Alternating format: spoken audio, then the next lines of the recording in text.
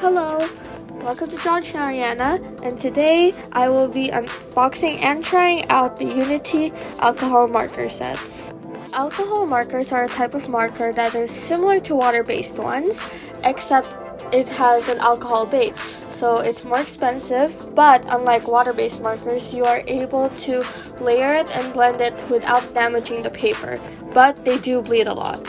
As far as I'm aware, these markers are only available in New Zealand, but after running the numbers, they are cheaper than Ohuhu markers, specifically the 80 pack, but I did not buy that.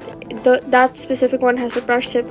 I did not get that though, and some of the markers can have different prices. The tip doesn't really matter though, because some with the brush tip are cheaper than others and some are more expensive even if it's the same amount of markers. I did get an 80 pack, but that is the one with the fine tip and the chisel tip, which was 30 New Zealand dollars for 80 markers, which is quite a good deal if you ask me. I decided to draw two things today, the first of which was a certain meme that I found out a few years ago and rediscovered this over this past month. That meme is Business Kakuna. I actually searched it up recently and I learned that there's actually a song about it. I mean, I already discovered it through a song on a PokeTuber YouTube video, but I did not know there was an actual song about it. It is actually quite a funny meme, because if you look at the Pokemon Kakuna, it kind of looks like it has a tie. I decided to do, since this was the first page of this sketchbook, which has 150 GSM,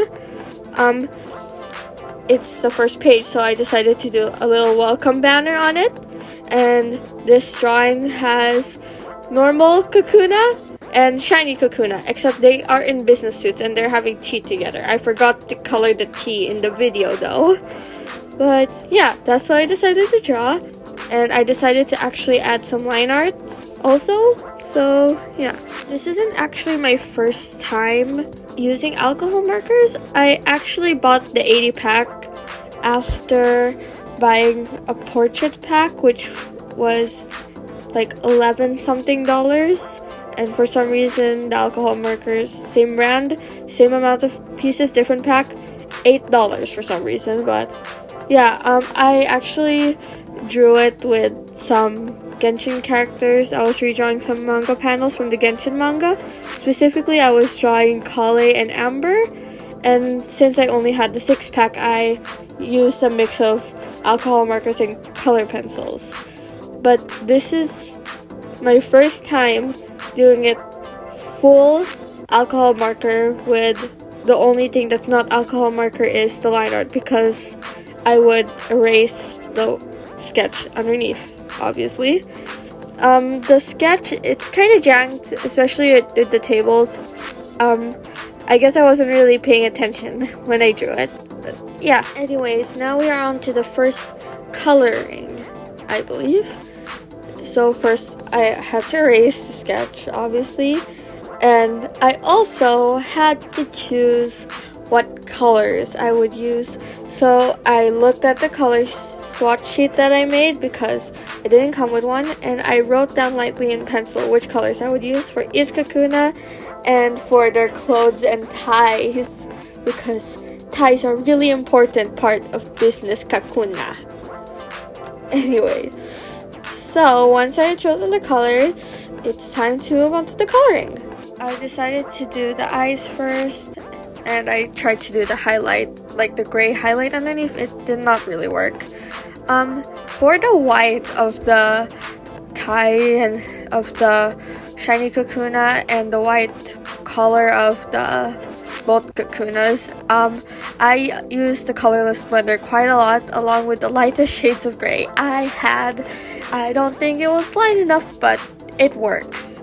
I used 3 shades of yellow and green for the main color of the normal Kakuna and the shiny Kakuna, and I also did not know what color the banner would be, so I decided it's just gonna be white, and I used the same shades of gray for the things holding it up. I don't know what they're called. Are they poles or something else? I'm not sure. I also used the same colors for both tables. except there was like an extra color in the circle table, and the color of the normal Kakuna's tie is the same color as the cushions they're sitting on and the text on the welcome sign, because I was lazy to choose other colors. And I did not do the background because I did not know what to do for the background, and I was just imagining them in a white room in my head, so that's what I did. Wow, this is going on really quick. On to the second drawing already. Anyway, for this drawing, I decided to draw Rayla from the Dragon Prince, specifically when she was a child in her depiction from the graphic novel The Blood Moon Huntress. She's talking to an adorbor in this one. If you don't know what that is, search it up or watch the show. You'll figure it out. The adorbor she's talking to is the same one on the Blood Moon Huntress book cover, and if I remember correctly, it's the same one she was talking to and hanging around with for like the entire book. I decided to try and emulate the art style from the graphic novel because I did not want to draw her in my usual art style because I feel like it wouldn't serve her justice. I have watched the new season. I really want an arc 3, so everyone keep the rewatch party going. Continue rewatching the show over and over again so we can get an arc 3.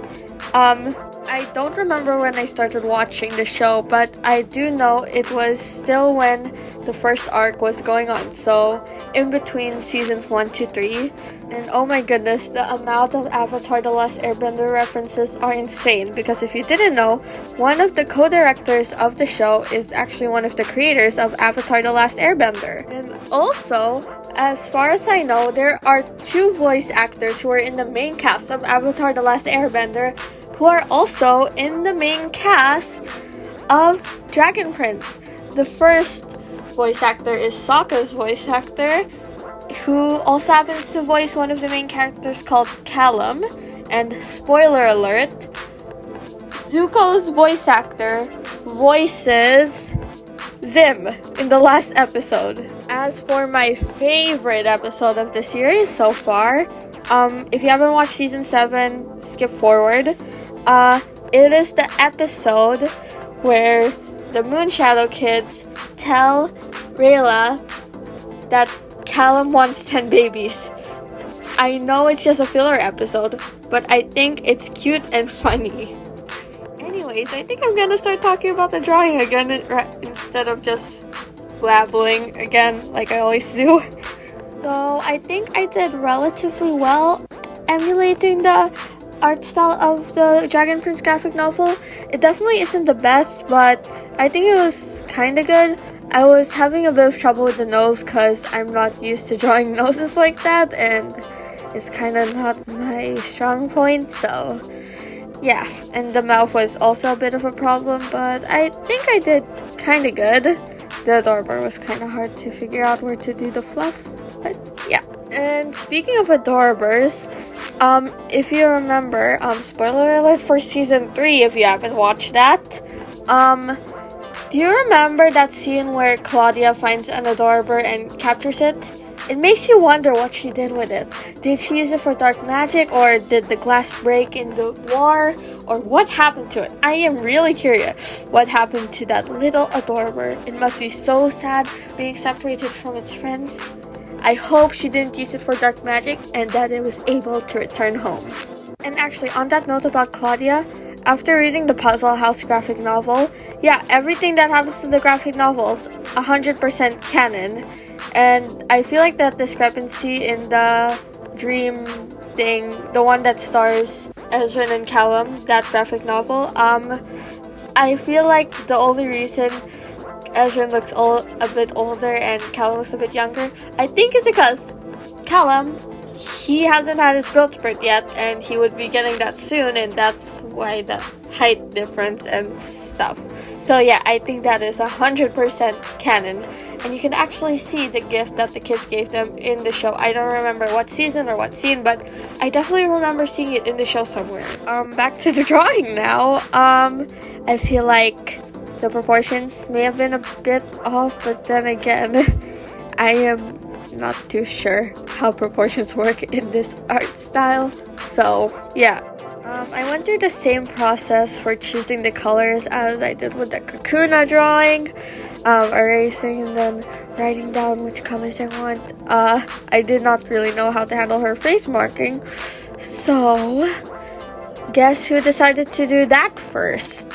I did. I decided to go over it with pencil because I did not want to mark it down with the line art pen, and I did the markings first, then I let it dry for a bit, and then after that I started the actual skin coloring.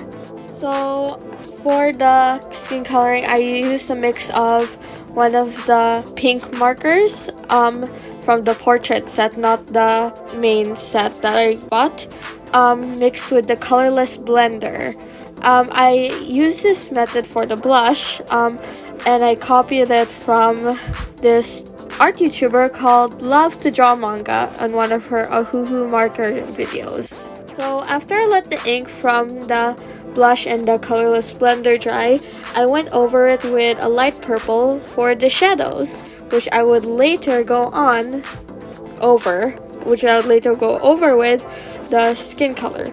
I also kind of did a bit of it on the clothes, but honestly, it does not really show up because the clothes colors are kind of dark, so it doesn't really show up that much.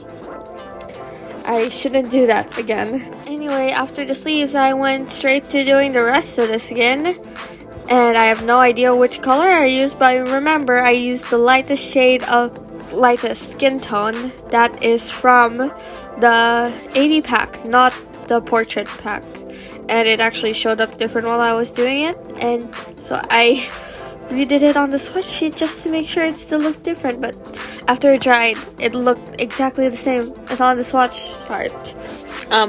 So yeah, like most alcohol markers, which I kind of forgot about while doing this, when you do it, it will look different from when it dries, just like paint.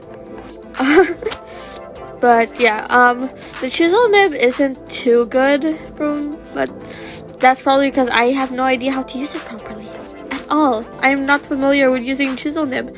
That's why I used the fine nib for most of it. Also because I used A5 paper, so it's kind of small. For the hair, I kind of used the same method I used for the Kakuna's white collars from the previous page.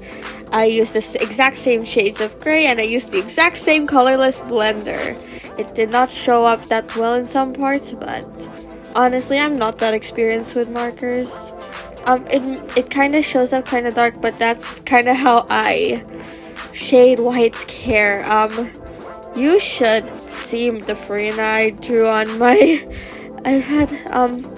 Yeah, the shading is kind of dark. And same with the Nahida I'm currently working on, because I'm drawing Nahida on my phone. But in the end, I think it's kind of good for the hair. This is the second time I colored hair with using alcohol markers, so I think it's pretty good. Now, her vest jacket thingy was kind of hard because, well, there's not a lot of dark shades of blue, and same with her actual shirt, because there's not a lot of shades of blue-green. Most of them are either fully blue or fully green, and barely any in between, and the ones that are in between, not that dark. And actually, there's not a lot of dark any color aside from the browns and the grays. So yeah, for the vest, I kinda used black, gray, and blue. There's only one shade of blue, and the rest are shades of black and gray. So yeah, but the blue was blue enough to make the jacket look blue, I guess. I'm not too sure. You can be the judge of that. I use the chisel tip a lot for the jacket, and since I'm not that familiar with using the chisel tip, it kind of turned out a bit splotchy. I guess that's the word. I don't know. The black and the gray is good, but then when I get to the blue, especially in like the lower right section, the blue is a bit splotchy. You can see a bit of seam, I guess that's what it's called. I don't know, it's a bit splotchy. not that familiar with using chisel tip again, so again the shirt was hard because not a lot of blue-green colors, so it was kind of hard to make the patterns on the shirt distinguish from the actual color of the shirt, like actually contrast a lot. And yeah, you can see it didn't really turn out well in the bottom right, but it was what I could do. And also there was a bit of seam I didn't really shade quick enough, but after a while of staring, you can't really see it that much. You can't really see the seam that much, I don't think. And I actually used the same colors that I used on the Adorable as I did on the Kakuna, so that's neat, I guess. Anyways, that's the end of the video.